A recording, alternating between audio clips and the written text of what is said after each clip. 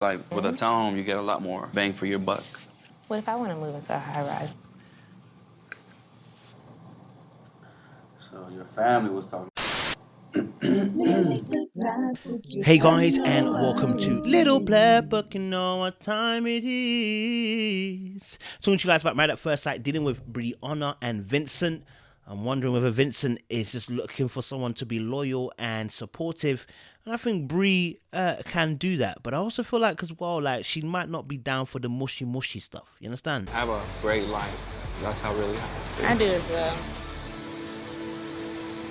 So, last night I didn't really want to go out. I'm glad we stayed in. Yeah. So guys, make sure if you're new to the channel, make sure you like, share, subscribe, click on the bell button for notification of the upload. And for those of you who are returnees, make sure you say this line. You got the minerals, you got the minerals, you got the minerals. Let's talk about it. So, Vincent and Bri, I think they are a great couple. I love them together. I love them. We're only in day 3 though, but I love them. I hope they can be the Woody and Amani of our season, right? Because they are great to look at and they sound great, and it seems like it's going to be great. So I'm hoping that they fulfill that greatness. What I want to say is that with Vincent, I can tell that he really is operating really wanting a woman to support him, be loyal to him, appreciate him, and he's willing to delve into explaining his feelings towards her. And like, you had my back, and like that really meant a lot to me. You really like held me down, so that really like touched me like that. That made me feel like way more comfortable with you. You do understand. And I think that really stems from the fact that he has a mother and he doesn't have the father aspect, because I see there's a slight sway towards explaining his feelings in length. The very first opening scene we get to see with them two, they're in bed and he's thanking her for supporting him through a difficult time with his grandma. But then he goes on to explain at length about how he appreciates her, right? D dot. But he's all explaining feelings, all right? And this is not the first time I've seen him do it. He did it in a few episodes back as well, where he explained how he felt. And then later on, we see him at dinner with her on the beach, and he begins to explain how he felt about how he got to the point of getting to the sex party. I think what happened last night was a product of what happened earlier during the day when I had that scare with my grandmother and he really held me down. Yeah. It's like, I think we got there because, you were supporting me and everything like that. We connected in a different way, And it's almost as if, like I said, women oftentimes do this. Now, I'm not calling him a female woman. I'm saying that operating this level carries a lot of feminine energy. And it is complementary in the sense of the fact that to Bri, because Bri carries a lot of masculine energy. Her workplace, being an engineer, wanting things done in a certain way, being direct, being bossy. Like, these carry a lot of masculine energy. So there's kind of a compliment in that respect. But you heard her say earlier on in the episodes where she said, I want my man to make more than me. Oftentimes what that translates is that makes me see him as a masculine man, and therefore I willingly surrender to him. Now, here's my issue that may potentially come up with them two. If he's not earning more than her, if he's not more masculine, is that going to cause her an issue? Because the masculinity is going to help her rest in her femininity. This is not always the case. Some women are happy to operate more on the masculine energy level, and that's fine. But what I'm saying is, from what I can see with Bri, I'm not saying that she necessarily wants a traditional male, because she already explained how she wants to come home and see her man there. So that's not traditional. But I believe there are aspects of her that require this masculine energy to make sure that she feels like potentially, quote unquote, she stays in check, right? And so when he explains about his, the grandma, and explains obviously about the fact that, look, how we got to the sex part, we really communicated and we got here and we're bonding on different levels, etc., etc. If you watch her face when he explains, when it gets a bit mushy, yeah, about Disney stuff, them Disney speeches, yeah, her face does not look convinced. Can I be honest? That with hard work, there's no doubt in my mind we'll still be strong. Yeah. We'll go years and years, like, and have a great life. That's how really I do as well. Her face don't look convinced. Her face does not look like she is convinced that she likes where this goes. I'm not saying that she's not appreciative of the comments. I'm not saying she's not appreciative of the long, drawn out, lovey-dovey statements. What I'm saying is you know, some girls, some girls, a lot of girls may not like all that corny stuff, right? It's cute for other girls, but for some girls, it's corny, absolutely corny. And he's drawing out Disney. I say Disney, it means very elaborate, fanciful, paragraphs. All right, after 3 days of knowing her. Now, don't get twisted. They consummated the marriage. They got excited. They spent a night in. They enjoyed themselves. All right, but the truth of the matter is, there's only 3 days in. So when he's starting to drop in, it's almost as if he's about to drop the L-bomb. You know what I'm saying? And I think that's what she's probably fearful of, that, you know, she's going to get sucked in too quickly, too soon, and it could end like all those other relationships that she's had in the past. So I think what I saw in her face when he was explaining his tale was that she didn't look fully 100% convinced. And I think maybe she's thinking about the fact that, hey, maybe I got to be careful here. You know, I've just seen Paige and Chris. I need to make sure that I'm got my wits about me, and I'm not just, you know, following because I feel like a two-piece, you know, hungry for man. You know what I mean? Or I don't feel two-piece hungry for the presence of a man, the yearning of a touch. Make sure it's deeper than that. Do you see what I'm saying? But her face towards when he was making those comments told me everything I need to know. I was like, I think this girl's really making sure that she's not jumping gon ho, which is fair enough. As a human being, you should be able to be, you know, reflective and understand that, hey, you don't jump into every situation without really taking stock. There was the situation was in the bedroom where they spoke about the housing situation. I think this is very important. I think it highlights where they're at the moment, and it highlights some of the behaviors that they're going to probably face in future. So Bree asks him a question about housing, and he says, look, do you know what? The condo, I think he said a condo, you get more money for your buck, right? Now, this was his statement. It was his, commentary, yeah? And for men, when we have a statement or commentary, we want women to respect it, right? Like, if you're in a room, you'll see that those who speak with authority, the woman will respect the view. Whether she agrees with it or not, she will respect the view because that person has a level of authority when they speak, okay? Right? They may not agree with it, and they may even get vexed at it, but they'll respect it and take it. What happened here, okay, and that's not everyone, by the way. What happened here is that he gave his statement, his commentary, and she actually skipped over it and said, but what if I want to... Like, with a townhome, you get a lot more bang for your buck. What if I want to move into a high-rise? So your family was talking about. So she completely missed his commentary, missed an opportunity to say, hey, do you know what? Actually, that's a really good idea. Have you thought about maybe potentially... So she didn't do that. She went straight into, I'm going to challenge you. Okay? And this is why I said about things like this. I don't know 100% yet. But when women challenge like this, it's more about you than it is about your relationship and them, right? But I don't want to go too deep just yet. Go ahead of myself, right? So she obviously asked about the housing, and then he obviously made his comment, and then she obviously then went onto a personal pronoun, okay, where she said obviously I, okay, I. What if I don't want to? And that for me is called a challenge. What if I don't want to? So you're saying that you wanna do this. What if I don't want to do that? That's a challenge. Oh, that's a challenge. That's I'm standing up to you, right? Moment. So in that moment, I saw what he did when she did that, right? She was probably testing him, litmus test. Maybe she wasn't doing it on purpose, but she was testing him, right? And in that moment when he got tested, what did he do? Well, he did what he did last time. As soon as the pressure came, he buckled. And I said I saw this from last episode when the parents or the mum was questioning him about the situation, about his business and everything like that. And you saw the way that he was starting to buckle. He started going red. He started scratching his face. He started feeling a little bit weak, right? Same thing happens here.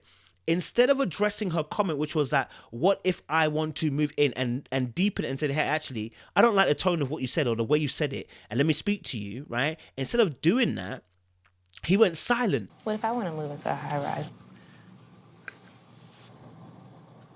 So your family was talking about, you know, like you're a little bossy. And watch his facial expression. Watch it. His facial expression tells you everything. Look at his eyes. He's looking down even. Look at the way he's looking. He is not impressed by that. But guess what? It's day 3. It's too early to get into an argument, and I can let it go. I'm still feeling fresh in the honeymoon series, so I can let it go, right? And then So and then he makes a joke about the fact that, you know what, so your parents, they really were right, you are bossy. You're a little bossy. Yeah. And I will say this: there's always an element of truth in jokes that people make. I remember a situation with my ex where we were out and about, and my friend, or out of about with her friend, or whatever, and I must have made a joke like, "Oh, my missus don't ever, send any money to me. I always send her money, but she don't send her money to me, right?" And after that, after the friendship, after a little meeting that we had or whatever, my missus at the time pulled me aside and said, "Listen, hey, I didn't like that, like, what do you mean I don't send you money? Like, I always send you money, da, da, da, da." And it became one of those moments where I was like, okay, look, I just clocked. I probably shouldn't have said nothing, even if it was a joke. There's an element of truth to it, which is absolutely true, because it's right. I didn't think she would lend me money, but I was always lending her money, right? That's a good mark of a good businessman. You understand that when I say that, as a good budgeter. I always have money. So obviously now, she had a point, which is that the part of what I was saying was truthful. And so when he makes his joke about, oh, so your family, right, you are a little bit bossy, he ain't lying. He's being real. Oh, so I'm clocking it now. Oh, you are bossy, but I'm gonna let it go because we're only in day 3, and I don't want to show you my real side. At the moment, it seems like his representative is on show at points. You know what I mean? Because we're not seeing the real frustration he may be feeling. I think he's holding it in, right? I think he's holding it in, and I think also a part of him is a people pleaser. So he doesn't want argument. He doesn't want that. He wants peace, right? And I think that plays a major, major role as well, in the way that he reacts towards her. And so what I'm saying is he needs to be strong, because she tested the boundaries by saying, oh, but what if I want to, that is me telling you, what if I want to do this? What are you going to do? What if I want to move into a high rise? What would you do? Do you understand? And so for me, I need him to grow a little bit of a backbone and establish effective boundaries. Let the person know where you stand. You know what I mean? And so, what you realize is that when she asked, there was no art of negotiation. What she could have done, like I said, is acknowledge his point, acknowledge the fact that he said, obviously, oh, okay, cool. You're talking about, obviously dealing with, let's say, a condo thing. I'm talking about high rise. Okay, what's your thoughts on a high rise, right? Or what could we do to get a high rise, whatever, right? It's inclusive, but her language was not. Her language was closed off. It was, hey, what if I? So it became about, not about the team. It became about me. It became a personal thing. It became a solo thing. It became an I thing. And what you want to understand is this: there are 3 levels when it comes to you want to call it independence, if you want to call it that. In the first one, we have dependence. There are people who are grown-ups in adults who are dependent upon another adult, right? Meaning that they can't fend for themselves.